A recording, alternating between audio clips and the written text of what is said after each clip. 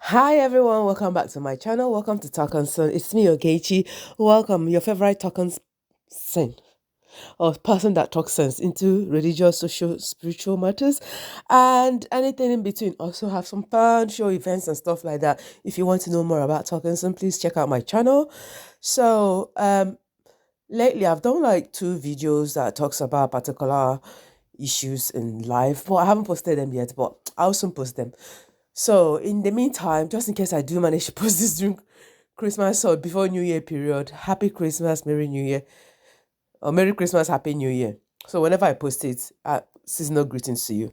So I'm just going to do this video based on just something I feel prompted to respond to because I just saw it on social media. My favorite place, I guess, motivated on topics to speak about.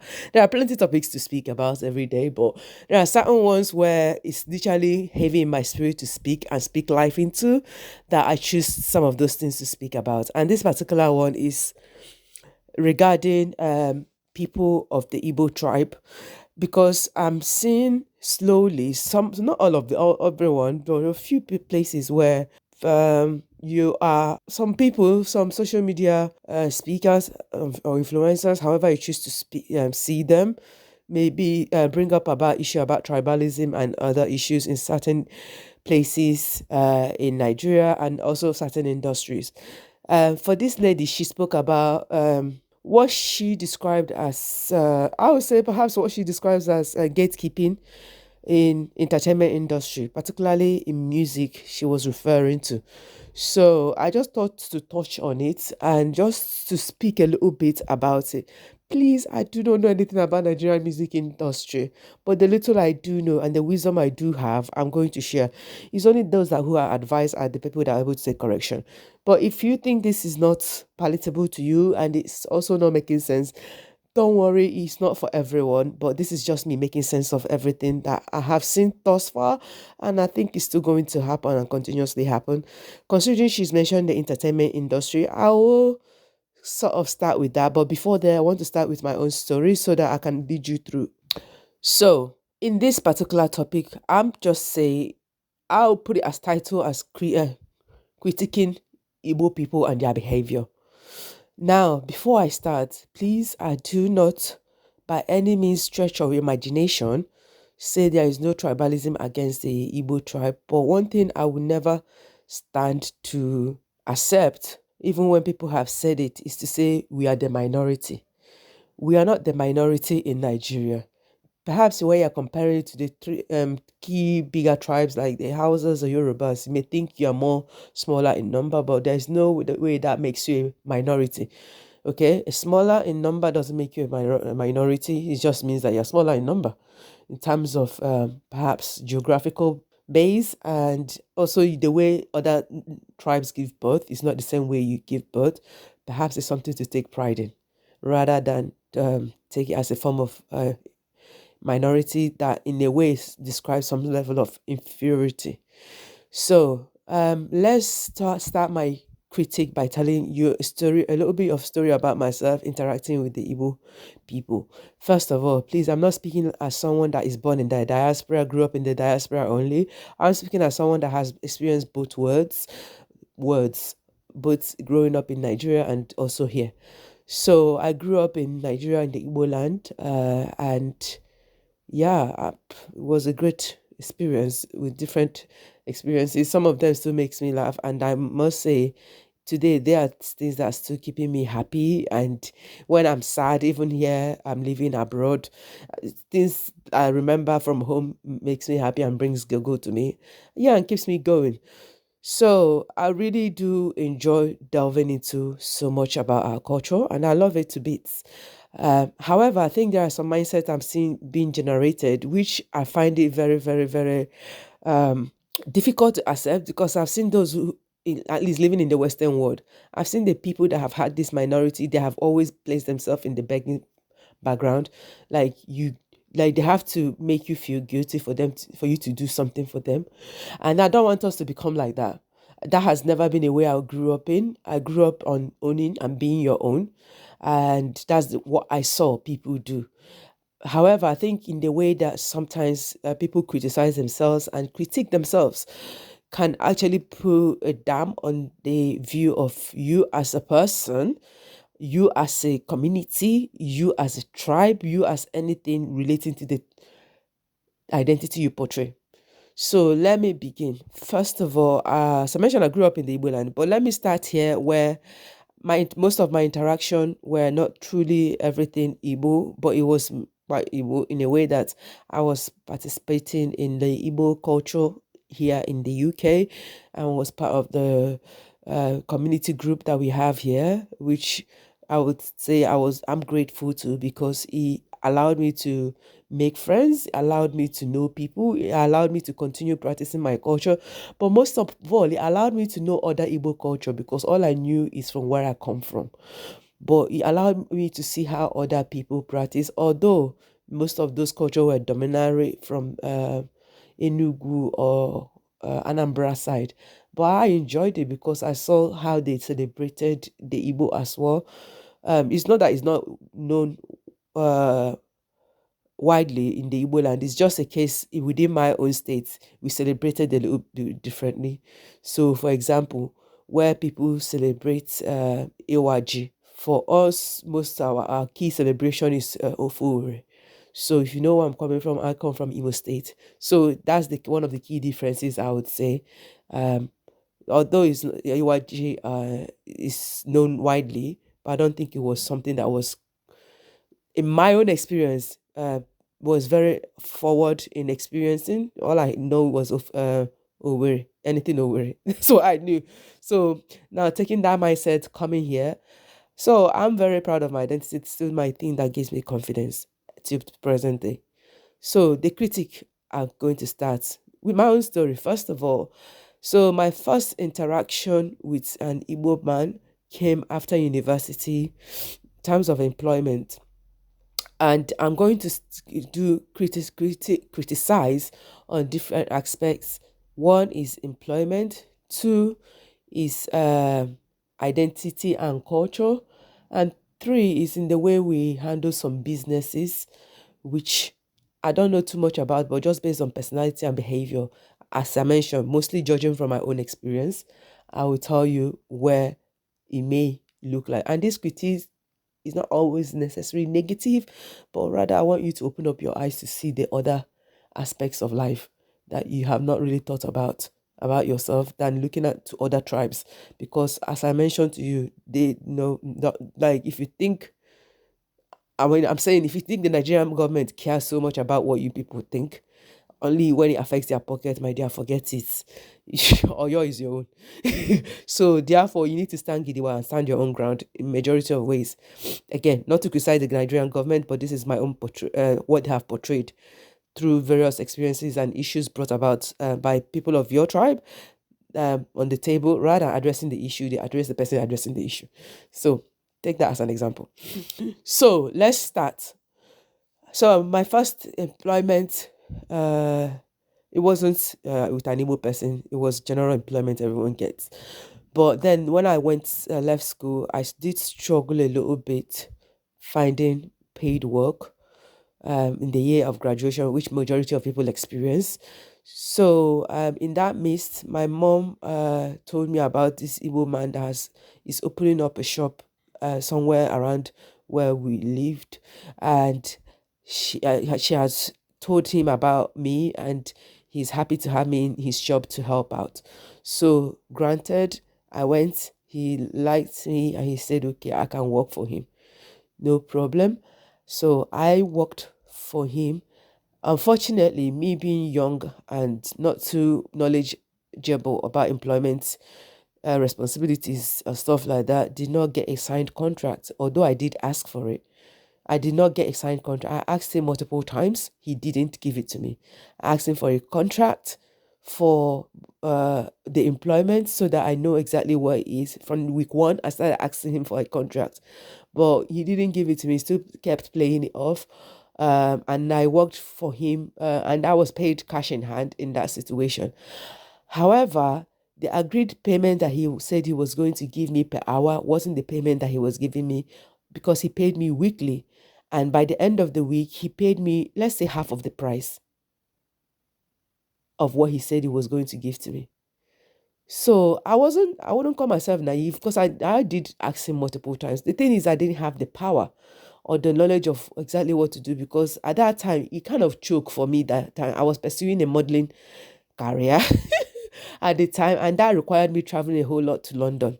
So therefore, I don't live in London. So it meant I have to have money to travel, and I couldn't be asking my mom every time I have to travel to London. And so I was pursuing like just things within the entertainment industry, and yeah, I met different people there, and I had fun. So it was fine. However, he wasn't paying me the amount. What that meant is that I was struggling to pay myself through to get to the place and also have money to spend on myself. And at that time as well, my mom did like that pay him, pay her something to rent, but it wasn't mandatory. So it was something like that. So in that situation, I couldn't. I mean, felt like I was pestering him, asking him for contract, and telling him that he didn't pay me the full amount he was meant to pay me, and he kept putting it off. So along the line, as a shopkeeper, I was doing what I could, but and I was very good at it. I mean, I kind of mentioned the story already, anyways, on my social media. If you do pay attention, or if you do watch my social media, my YouTube channel, I've mentioned it already. So along the line, I an Indian man came in. He employed an Indian man, a student, who started working with us. So the man was in the front store, keeping the store and doing the checkout, whilst I was at the back. I was usually at the back. This is not a case he put me to the back. I only came to the front where there was no one present because I wasn't very vast on how to run a shop. So I was helping make the food, which was selling out quite fast, to be honest. I was good at it. So, and he noted that, so did his partners. Well, someone, he would say his wife, but one of his family member told me he was, at that time, a partner, not a wife. But anyways, that's by the way. Anywho, so weeks go by. I kept telling him I haven't been paid, and he just brushed it off. And I keep asking him, okay, at least give me a contract. Let me know exactly how much be giving because the amount we agreed verbally wasn't making sense. So one day, he wasn't around, and me and this Indian man was packing the store and restocking. So me and this man, sorry, I had to take a breather there. Me and this man were restocking the store or the shop, and I've seen by his behavior, he doesn't really know have a good customer interaction, as he gets a little bit annoyed easily, and he did get a bit annoyed easily with me on different times. To one point, he even threatened to slap me because I was inquiring about my money. I'm very much like you haven't done your duty, and I was hoping, I guess, stayed there hoping that he would correct it because he kind of gave the illusion, but didn't give the illusion that he would do that. So I was like, okay, and the funny thing he said to me when I inquired, he said like he's almost the way he put it is he's almost doing me a favor that I'm learning how to make sandwiches. My dad, that was what I was making at the back. I was learning how to make sandwiches.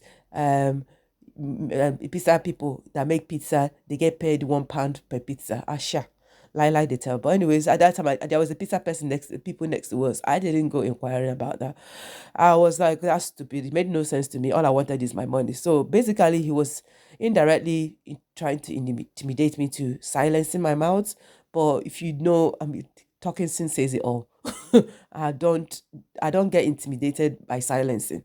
You can't silence me. It's quite simple because even if I keep quiet, one day my mouth will open again. So I mean, my name says it. It's the reason why that name resounds in my head.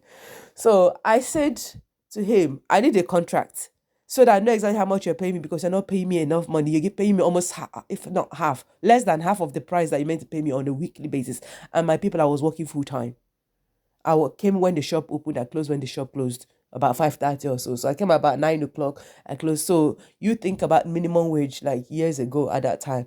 That's what I was. But if he wasn't paying me my age and the price that I was meant to pay, so he wasn't paying that. So then go back to restocking with that Indian man. I said to him, I asked him like, by the way, because I will ask. If you want, you can ask other people. If I feel like I'm being unfairly treated, I'm going to ask around. I believe it. So I asked other people whether they choose to share or not is another problem. But I asked the Indian man, please, how much are they paying you? It was just in conversation. How much is he paying you? Because I was trying to figure out my own pay. And I told him like, yeah, he told me straight off how much he's paying me. He's paying him, so he's paying him the full amount that he's supposed to pay, and me getting. So I told him he was shocked, but he quickly, like almost like he didn't want to get into trouble, right? He quickly tried to take himself out of it. I was like, wait, he's not paying, and then the man walked into my size. I was, you know me. By the way, just in case, I'm not the type, don't gossip with me if you don't want the person that you see, you're gossiping about to hear it. Because I know usually will not keep my mouth shut though. If I'm talking something and the person walks by, I'm still going to talk about it. I continue talking. He was trying to give me sign that he was coming by, so he shut his mouth. I continued talking, you know. Even when he went past me, I continued talking. So it's not a case of I'm fearless, it's a case of I don't like unfair treatment. So I obviously he overheard the conversation somehow, and then he called me to the back and then he told me to leave. Well, he didn't really sack me. He said go home. That's the way he said it. And I didn't return because I wasn't even happy anymore working there. So I told my mom about this. Well, she didn't do anything about it really. But even when I asked for the contract, my mom was telling me that he went to Oxford. And look, in fact, when I reflected back in there and he studied law, I'm like, what kind of nonsense? Person that Kukuma just came here, which Oxford? Could you ever afford that Oxford? Anyways, that's by the way. His wife that couldn't speak here. Oh. Hi. Some things people will tell you. He said, well, it's all right. Never mind. So it's all part of the process of intimidation and harassment by a boss to say. So I left that situation and continued with my thing and did my best to progress in that place and in the space of entertainment where I could. But I kind of was called out of it almost. Anywho, that's that one. Fast forward, this now is during my work again. Oh, actually, I was working with that man whilst I was in university. Sorry. So I think I was in my final year, I believe, that time. Yeah, so I left that place and I found another shop in another place owned by this is a restaurant now owned by a Nigerian person, an Igbo person. So the first one was an Igbo person, second one was an Igbo person. Now, please note that even with that experience, it didn't change my mind about anything to do with an Igbo person. It's just a person that is bad. And even my mom kind of hinted his family are like almost like that. They cheat people sometimes. So I said it's in their blood. I continued my thing, but I was still unhappy till today. Oh, actually, the only thing that is stopping me from filing for it was to have him pay my things. That lack of contract, and he was so paid. It wasn't cash in hand. He was paid through bank, so I could definitely get this evidence if that makes sense. But because there was no contract, I find it difficult. Every time I think about it, no lie, all of them I'm thinking is the way I'm going to get him to pay my full money. But because of lack of contract, I feel like it would be too much to prove and hassle over. So it's not worth it. So I left that one. So here is me in a second job with another Igbo person who again employed me. This one was kind of cash in hand, which was fine. He was paying me the amount that he agreed to pay. That was one of the most, loveless places I worked in terms of experience. And that's why I did my Loving Igbo Men story. If you watch it on my thing, that's why I actually kind of got to know Igbo men and experienced them firsthand. Their characters, their fun, their joys, their woes, and everything. I really enjoyed that place. So therefore, it didn't make me become irritable anymore. So I tell you, if I'm saying my calmness with Igbo men then became from there, I wouldn't lie to you, it's from there because what calmed me is that the way they handled conflict after me and they quarreled over food or service, which is not my fault. It's just like the kitchen was slow, if that makes sense. Like they are angry and they're shouting and calling, da, da, da. But I wouldn't lie to you. The men I met there, thank you for showing me. That's why I think perhaps one of the reasons why I kind of learned that it's only them that can take you in and handle you a little bit. For me, I don't know about other people. Um, and their anger is not that deep. The ones I met there, not talking about everyone. So that's the place. So However, this person that I worked for employed, no, his wife, he didn't employ. His wife isn't from Nigeria, it's from a different country in Africa. And his wife was lovely, just really nice. But honestly, it's like, and the people I worked with were not even Igbos or Nigeria. So she employed mostly people from her area side, which worked fine. We all worked in harmony and happiness. Maybe only one Igbo woman who helped me connect to the man that owned the restaurant was the person that was there. But anyway, everything worked for me. Oh, my own experience, it was good. I didn't say everything was rose and good. There was some people went crazy. Okay, if me, I did go. I did go with you. I am sorry. If you bring it, both of us will do it. Leave and making, come making, try making, see. I live in that. Because sometimes Awaraza requires Awaraza back. Anywho, so that's how we progressed. But anyways, as I mentioned, not everything was rose and gold, but at least the rose and gold helped me. It wasn't a case of holding to anger, grudge, and anything like that, because those men helped me not to know, helped me to let go.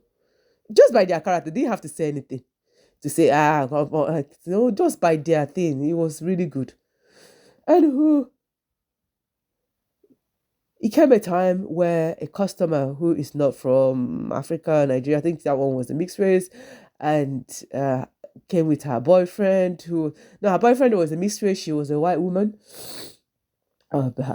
So she came and she ordered one of our fish. Generally, the fish is always spicy, but she never inquired.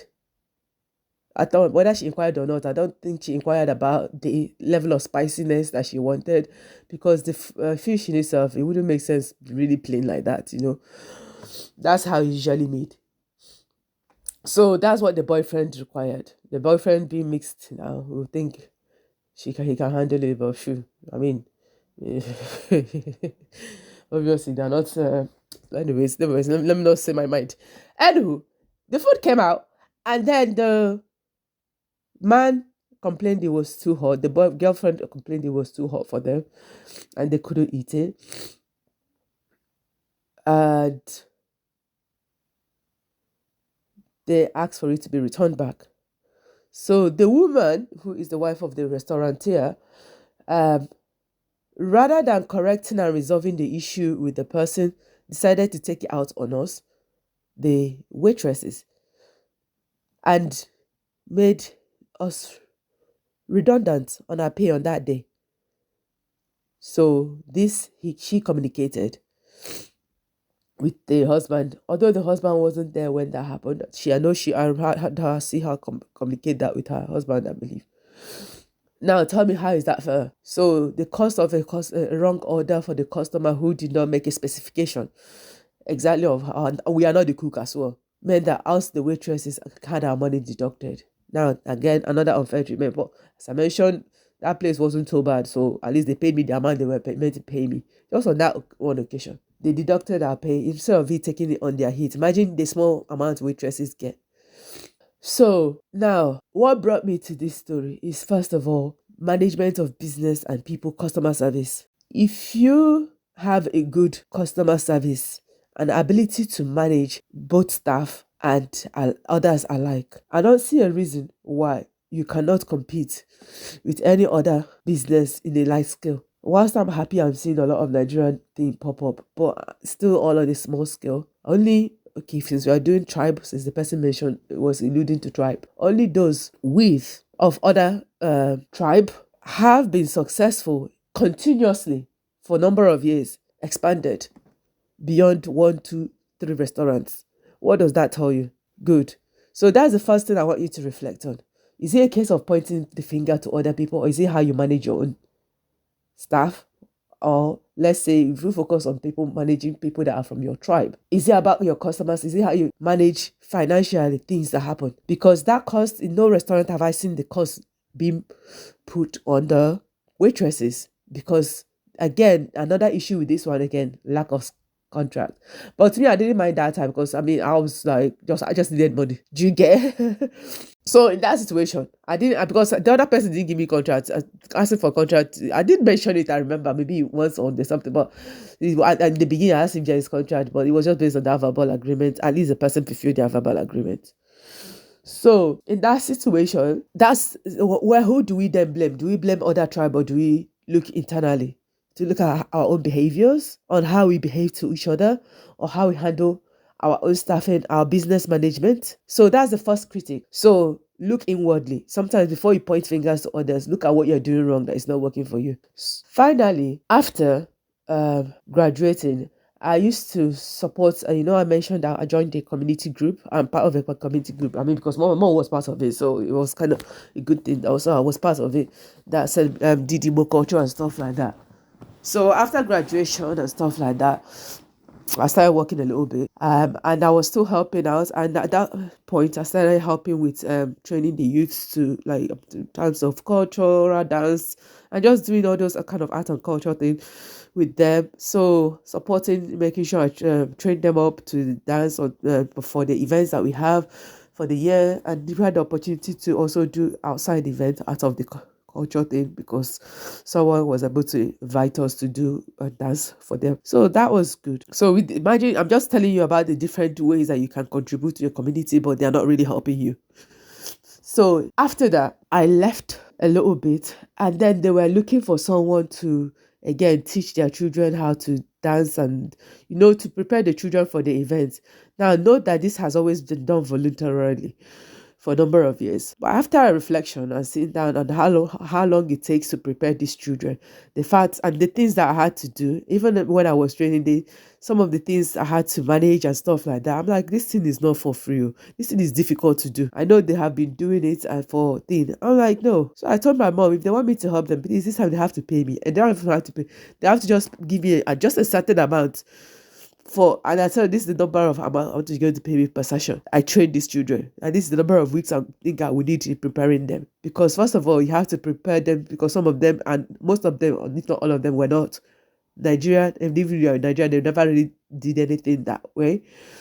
They were in Nigeria in terms of they were born in Nigeria and they didn't have. So you have to teach them all this cultural thing, prepare them, and also guide them, through it all.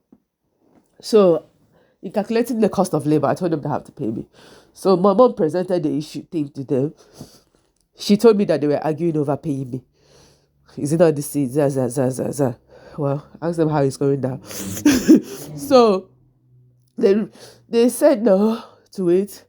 They were quarreling over payment. Why should they be paying me? Well, some of them were in kind of support. Others were like, hold on. If you pay food vendors, if you pay other people to do things, why can't you pay for people to come? And of course, I saw even another Igbo thing in a different city in England that they did pay people to come and perform for them because they were starting off. So why can't you? I think it was about 1,000.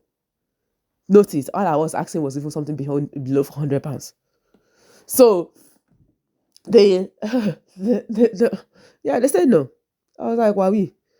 So I'm like, so for a kid, because they are not new. This has been happening a number of years, more than, if not 20 years, if not 15 at that time. So yeah, there also be as well. So I said, okay, I didn't go bother stressing myself over that. Now that brings me to the second point. At what point do you think is important to start funding for your own things that you think is important to pay? Because in Nigeria, naturally, pay for dancers to come. So the fact that people are doing it voluntarily doesn't mean that you don't want to say you're not adding value. Because for what has value, sometimes needs to be paid for. So if you say, okay, well, our cultural dance, you can dance it anyhow. I've seen how people do it anyhow. Maybe 2 children, people think it's easy to organize young people. Anywho, so again, who do we point fingers? Is it to another tribe or is it to you? So if you don't see that things that you do voluntarily, but where you can see there is a need to invest in this, only sense to gather, if you have sense, gather sense to say, okay, maybe it's time to invest. So we have someone that consistently, also, so this person has built great rapport with our children trust that. Even some of the parents say to me, like, I'm only allowing my child to do this because of you. Do you get feedback? Because when they tell you, like, some maybe the things I've experienced within the organization that can discourage them, but the fact they know their children is enjoying, and also my presence in the whole thing made them continue with their children. I was like, no problem. So I knew my value, if that made sense. So I Kuma left that situation. So again, I ask again, who do you point fingers at? So when you fail to show value to your own thing by investing financially in it, who do we point to? Another thing I wanted to mention, because support is not just verbal, it's also putting your money into it. The nation that you live in works with money. It doesn't work with just verbal support. Verbal support can bring encouragement, but sustainability comes with financial development and investment. Therefore, again, I ask, do we keep pointing to another tribe, or do we look inwardly on how we treat each other and behave around our things? Why it's not progressing in the way others are progressing, if they're actually progressing further than you, or if it's just not working for you? Question you have to ask. Now, that brings me to the key of entertainment that this lady brought about, which taken her words were that, do you remember that there was a time when Igbo artists were top of the playlist, like she mentioned, namely P Square? Um, Now we also, and is it, well, she didn't mention Favor, but let's say um other people. And then she also went ahead to celebrate another artist that his song is sang in Igbo and written in Igbo and is doing quite well globally.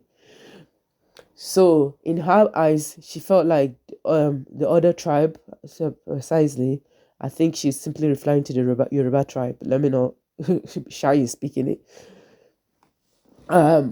She felt like they are gatekeeping and not making our own music become widely known and stuff like that. Again, I'm not in the entertainment industry in that situation to speak.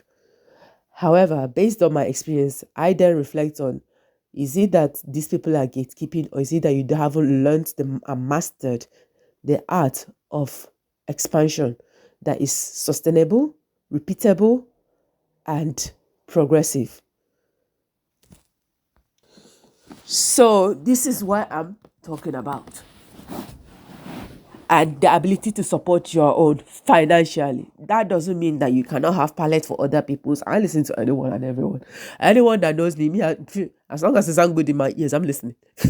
So I don't really care who sings or who doesn't sing. It's just a case, do I vibe with it? I was vibe. If I don't, I don't. Okay? And in that situation, I also want to bring to attention that your music, and there's an interview, I will mention his name, Fino, I believe he was being asked that how come it feels like the other artists from other tribes are globally known and doing global tours and stuff like that, and you guys that are popular from the Igbo tribe and singing in the Igbo tribe are not doing global stuff in that massive scale. And he responded something, I think, along the line of, we are also successful in our own ways, because even sometimes some of the money that the people within the Igbo nation or tribe pays them is equal to the amount that anyone else would pay them outside, if not more. That brings me back to a story. It's actually on YouTube, I believe. P Square were speaking about when they were touring in Africa at that time.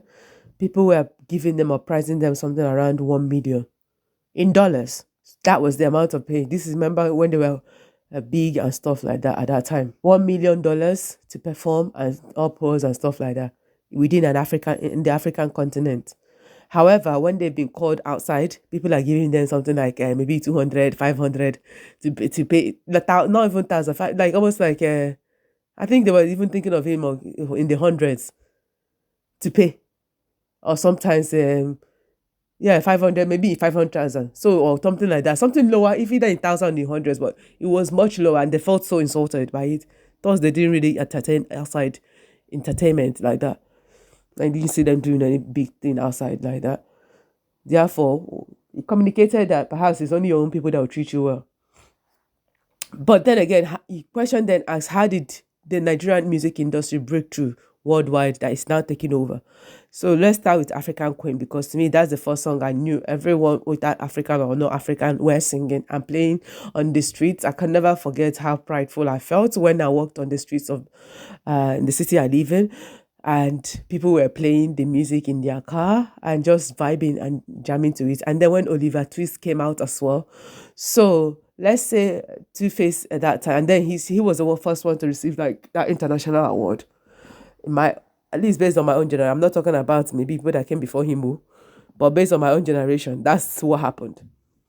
So in that situation, then I also reflected, like, look at these people that have opened doors. Is it time for us to learn how to penetrate through that door and open it wider for everyone to come in and penetrate the same way their music uh, listen to within your own nation, penetrate in their own every nation until our music is loud and clear that everyone is listening to it. If that is the thing that is making people know us, or is it a case to sit down and say, hey, but these people are keeping this and that? I'm like, well, if they've been able to develop their own entertainment industry to a high level where it's noting that Lagos is the center of almost most entertainment in terms of music, right?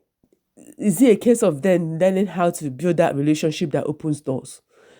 Do that breakthrough song, do that things that opens doors worldwide, collaborate, do all those things. Yeah? Now, I ask the question, how many international superstars have people, let's say, based on Igbo nation, Igbo artists, have collaborated with that we widely know? Now, compare that to the other tribe that she was pointing to. So, what brought that about? Is it not? It's not just relationship building based on the artist and the person, but perhaps based on the people the other people surround themselves with. Because it's only your friends who will tell you who is who if they are from Nigeria, right? So that's another consideration. We need to think, how are we building relationship with other nations, and how are we maintaining that relationship? What type of relationship is it? Is it the type that we can influence change? Is it the type that we can bring about financial opportunities? Is it the type part that will like open the type of doors that you want opened to your own tribe and whatnot, where the focus is not just longer on Lagos, but every aspect of the Nigerian entertainment industries that are doing well. I'm so grateful that Nollywood is really appreciated worldwide. But how did they penetrate through that?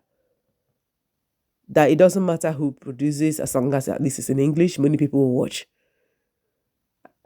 And here you see, even let's say, I never knew who this Asake person was, not to bring him in at all, until I had the commotion that happened when he first came to his UK tour.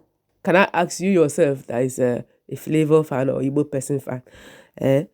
How many tickets you don't buy to go and support them and made sure that it's even ramped like that? Or have this. That's what support looks like. So again, if maybe the person is not your favorite artist, that's fine. But at least if you're going to start looking at other things, ask yourself, how many times have you bought tickets to other people, to these shows that you're saying do it? That's what financial support looks like. That again brings me down to Wizkid. I like Wizkid first album. I don't really know the rest of the album after that first album or second album he released. But knowing that he was quite very powerful and influential in ensuring that African artists are not treated like a backdoor program, that after the main show, you people become the, what's it called, the light in the dark. Isn't that something to celebrate? For someone to stand up and say, please, Grammy, if you want to invite me again, don't invite me whenever, give me an award. Just like, just like you happen to someone when everyone has gone and the pack chair. Or you only give me the award when, what's it called? Like you only send the video, send me to send the video, you invite me, and then you say, my award is only known after, almost like a secret. And then someone have to research, oh, who won the African Title Award, when everyone is celebrated openly. And not only did he make a statement, he followed an action with it. And that action brought about results. Now, how was he able to do that? Influence. Again, it's asking yourself the level of influence you have. It's really important to do so. The level of influence you have to bring about the certain change that you're looking at. And there goes my own thoughts in criticizing the Igbo thing. Is one, maybe you don't haven't developed the behavior that permits for these things that you're seeking for to manifest. And even if you have relationship with others, not like other nations or race, it should not be to the detriment of your own race, because I do find some of them, it's almost maybe it's something that is widely known by most black nations. When they interact with other race, it's almost like they could come and lose their senses. If only culture and things you can influence people without knowledge and history, what else can you do? That is nothing. The only reason why people are able to make shift and changes in your life is one, they're able to do more than influence culture and change, but also financially. Note that white people, whenever they want to promote anything in Nigeria, they don't come with a beg you. They financially invest in it. I know you people do so, but the key again perhaps is control. Do you have the control to make sure that what you want comes about in the way you want it to come about? Or even if you do a beg you, you know there's something a beg you with pride. Or do you stand with a beg you throughout? On that note, it helps me to know that certain issues that we are experiencing within the Igbo land is nothing to do with other tribe, but has a way of behavior. I'll bring this to a close by reflecting on a particular video I watched.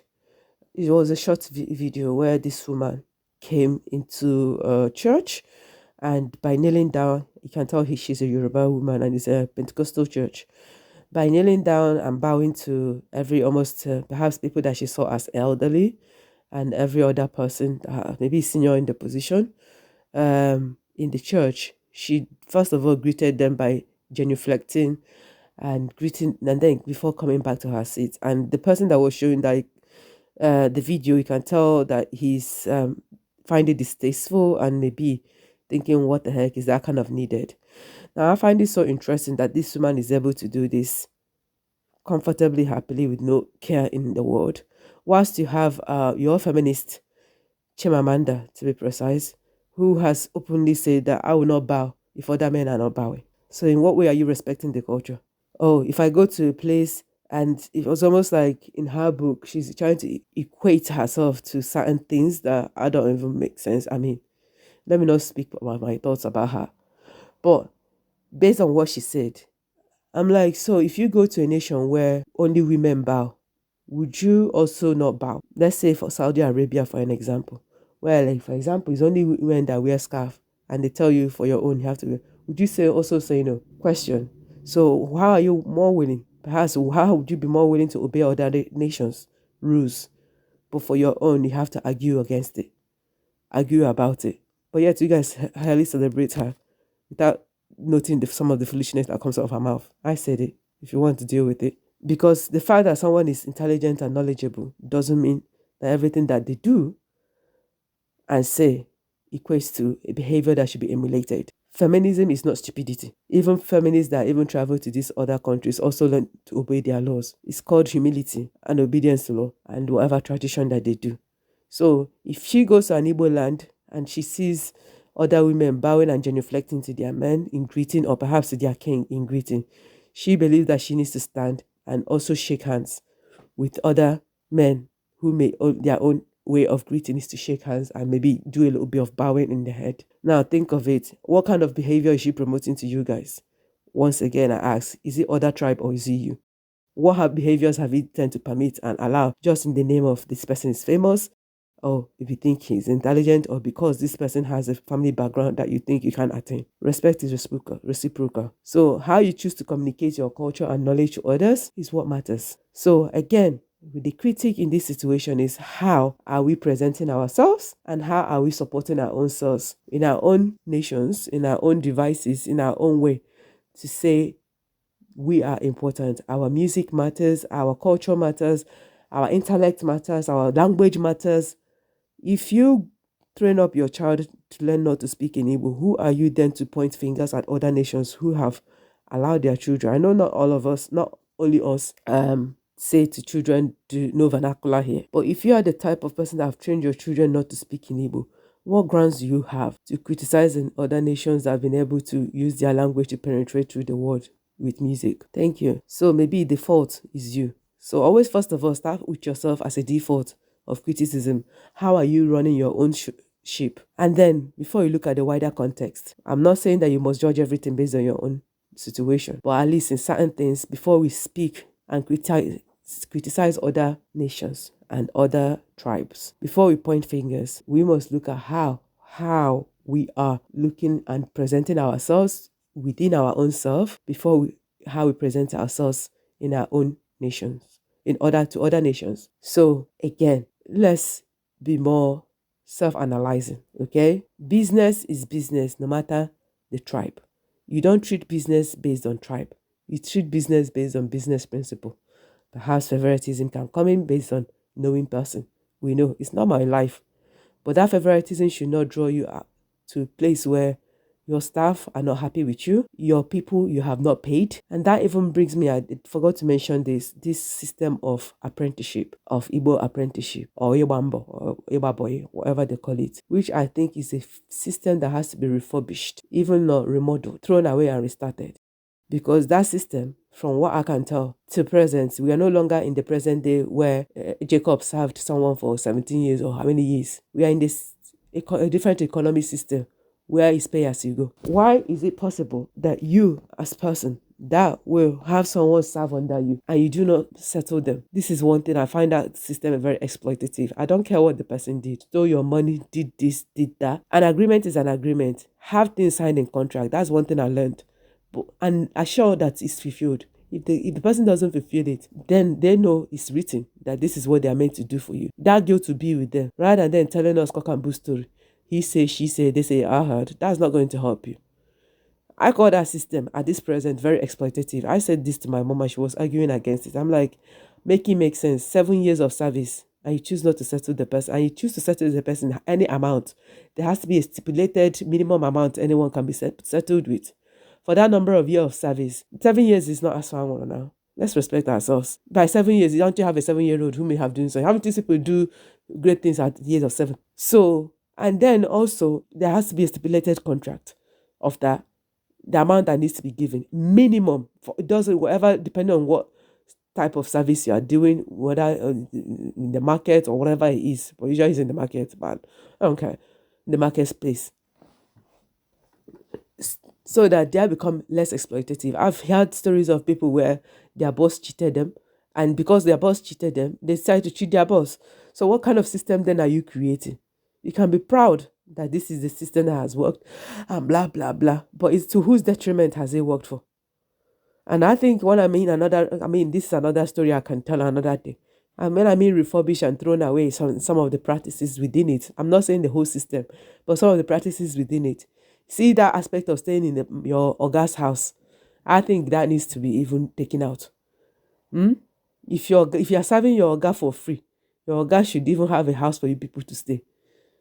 How can you be staying in your Oga's house? For some people, they turn them into maid. Some people become house toy, boy toy for their wives. I even see where the other person say, I'll tell my husband to sack you. Imagine living under constant threat. Like some of the stories people tell you where they have been mishandled, things has happened to them. Is it because the men doesn't talk? Let's be open with our own shortfalls. Let's be open and see how we can rebuild our nation or the tribe so that it has a working system. Because whenever you people say, give us Biafra, I say to you people, you are not ready. Because the system that you have is not working to its full functional. It's inefficient if tested, strongly tested, okay? Because I don't understand. If someone serve you only give the person 700 and something thousand for the whole 7 years. Imagine that. So everything that the person was for 7 years, that's all you end. When your business is booming, it's not even like you're struggling. And the apprentice system, I keep seeing there, oh, this person served me, this.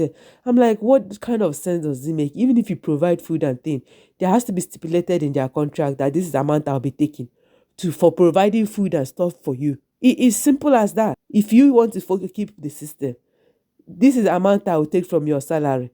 Therefore, at the end of the year, depending on how business moves, this is the amount, this is the minimum amount you can expect to get. This is the minimum amount I can deduct. Yes, things may change up and down. Fine. Communicate that so that people are transparency, honesty. Keep the person a loop so that at least they know what they're expecting and start building their life. Not where you have stories where people have been done very well and others are literally come back empty-handed or with little to start with anything. So in itself, it can be described as exploitative. If I'm to do a dissertation of that, that's how I'll put it as in my book. Anywho, so that's my own 2 cents. So let's be quite honest in reflecting our own systems of working. Now, I say this because I love us way too much. Way too much. Only those that are loved are the ones that are giving advice. If you choose to want to hear, if you want to don't, that's your business. I'm not speaking on other tribes because I know they have their own downfall, which I can speak on. Plenty. Which I can speak on. However, that's not for me to advise them. It's their behavior, not my problem. But for you guys, before you start pointing fingers, look carefully on how you operate and see why that system is not working. Someone will put you in their shop rather than doing the job that you're giving. You'll be eating the person's money. Imagine that. Or taking the things from the person's thing. Someone will do this. So in that, so both sides are not working very well. Then when you see the person that is honest and genuine, you think you can exploit them or you choose to exploit them. What does that show you? Is it a system that works or is it a system that can be exploited easily just because of someone is naive and innocent? So on that basis, I conclude on this that in my critique on the Igbo thing is one, for us to do the breakthrough and value that we want, we must change our system of working. We must change the way we do things. We must be honest with ourselves and have a systematic way that makes sure that everything works smoothly. If you come to England and you, within 1 year, has made enough money to be able to send home, and then you've worked with your guy in Nigeria for a number of years, but you haven't made that enough money to send home. Majority of the time, I learned it's just because there's consistency in payment. Because when there's consistency in payment, you're able to plan your life. Than when your boss says to you, market did not go well today. Oh. I don't think I can pay you people. Oh. Who business is it if market went well or didn't well? I came to work for you. This is the agreement. My dear, fulfill your ministry. So let's stop with verbal agreements where only people, unless the things that require just verbal agreement, because not everything requires contract stipulation. But when it comes to employment, like the ones I described, I had experiences with, I would tell you, if I'm advising my younger self, is to make sure that you have an employment contract so that nothing can be taken out of your income. And if there is, if you have to then fight for it, you have something to go back you up with. That's my 2 cents. On that note, thank you for listening. And may God bless you and keep you going. By the way, I've done another vlog, which I'm praying to God I'll post soon. Something speaking like this. I'm talking about my love for Igbo men. Again, I've done two videos on it already. Please do watch it. Okay. So in that way, I don't love out of nonsense. I love out of what I think is valuable. Okay. Thank you very much. Take care. Bye. Signing off. Talkinsen.